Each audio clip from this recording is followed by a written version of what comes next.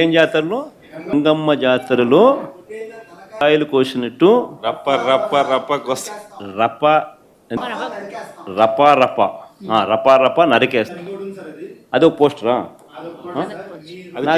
అదే cinema dialogue అనుకుంటా స్వామి. Pushpa 2 sir. Pushpa cinema dialogue అది.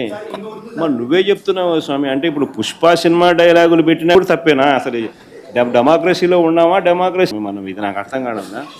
అంటే పుష్ప సినిమా డైలాగులు పెట్టినా తప్పే, పుష్ప ఫోటోలు పెట్టినా తప్పే, గడ్డ మిట్టనే తప్పే, గడ్డ మిట్టనే తప్పే. ఏంది స్వామి ఇది? ఏ ప్రపంచంలో ఉన్నాము? ఇదంతా డెమోక్రసీలో ఉన్నామా? డెమోక్రసీలో లేమా?